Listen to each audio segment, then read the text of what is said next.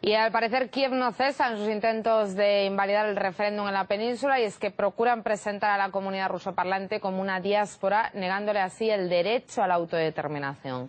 El siguiente reportaje muestra la forma en que hacen caso omiso a su propia historia. Ser aborigen, un privilegio que otorga derecho a tener una propia cultura y tradiciones, a hablar el propio idioma, hasta el momento en que el poder acabe en manos de un nuevo gobierno que no respete este principio básico. Así ha ocurrido en Ucrania, donde a pesar del alto número de rusohablantes, las autoridades en varias ocasiones han presentado proyectos de ley para limitar sus derechos, incluso en el territorio de Crimea, donde la mayor parte de la población es de origen ruso. Si una anciana solo habla ruso, al ir al médico, ¿qué hará? ¿Leerá la prescripción en ucraniano? Estas leyes no solo no funcionarán, sino que agravarán la situación. Cuantos más idiomas hablas, más puedes estudiar y entender. Quiero que mi hijo pueda aprender cualquiera sin ninguna restricción.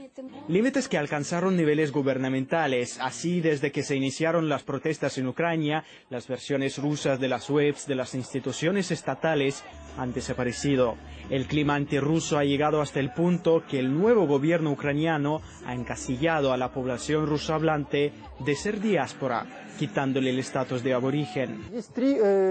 El pueblo aborigen es un pueblo que vive desde un principio en cierto territorio. Es gente que había vivido en ese territorio antes de que se formaran las fronteras de los países actuales. Un requisito que cumple al pie de la letra la comunidad rusa de Ucrania, pero del que las autoridades de Kiev parecen hacer caso omiso, al igual que de la historia de su propio país. En su tiempo, las tierras ucranianas fueron parte del Imperio ruso y posteriormente de la URSS. Es por ello que Moscú ve en la actitud del nuevo poder ucraniano un sello de nazismo. Si el sentido de la declaración en la que se tacha de diáspora al pueblo ruso es de indicar su subordinación al pueblo ucraniano de ese país, entonces la averiguación de los etnógrafos de Kiev recuerda mucho a los estudios de los teóricos del nazismo de los años 30 del siglo pasado.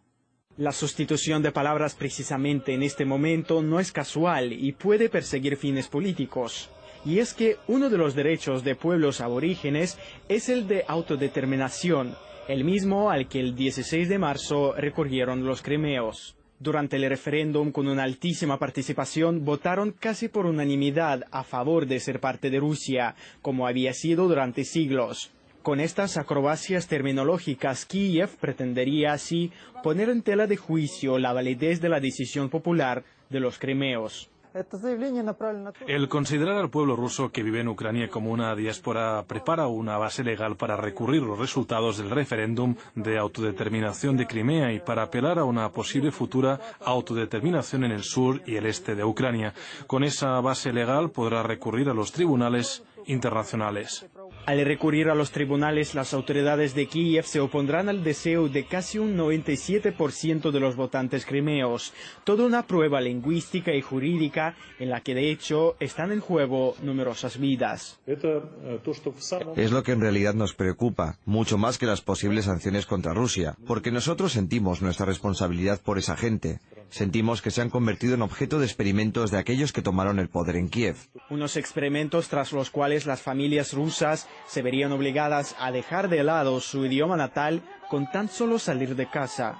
Y es que estaríamos asistiendo a un exterminio, si no de vidas, sí de algo que vale casi lo mismo, la identidad de un pueblo. Semyon Senderov, RT.